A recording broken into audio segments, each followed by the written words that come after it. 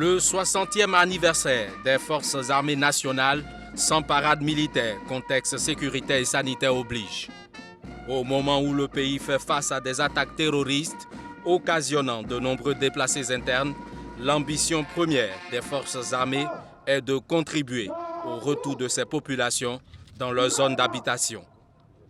Notre ambition est de permettre le rétablissement de l'autorité de l'État sur tout le territoire et de permettre à nos populations de vivre dans la paix et la quiétude. Chérif Sy est formel, tout est mis en œuvre pour contrer la menace terroriste. Et les forces armées disposent aujourd'hui d'équipements pour apporter la riposte appropriée. Le vecteur aérien, qui faisait tant défaut à notre dispositif de combat, a été renforcé par des aéronefs de transport, de reconnaissance et d'attaque. Des efforts ont été consentis pour équiper les unités des moyens opérationnels de combat, aussi bien au niveau équipement individuel que collectif.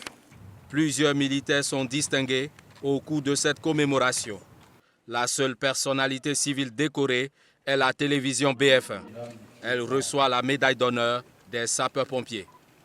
Lorsqu'il y a des dommages incendies, lorsqu'il y a des situations d'une certaine gravité, ils sont appelés à être sur le terrain et pouvoir les accompagner justement à réussir leur mission et qu'eux puissent le reconnaître, c'est un sentiment de satisfaction, mais qui nous appelle également à faire davantage et à être aux côtés de ces institutions-là pour justifier notre mission de service public et au-delà, notre responsabilité sociale en tant que médias. Lorsque nous sollicitons leur aide pour couvrir un événement qui contribue justement à la sensibilisation de la population, BF1 n'hésite pas à répondre très favorablement. Nous avons demandé à l'autorité si l'autorité peut justement décerner cette médaille à BF1 pour traduire en tout cas le service, nos remerciements par rapport au service que BF1 fait au profit de la protection civile d'une manière générale. Cette célébration intervient un jour après l'ouverture de la campagne électorale.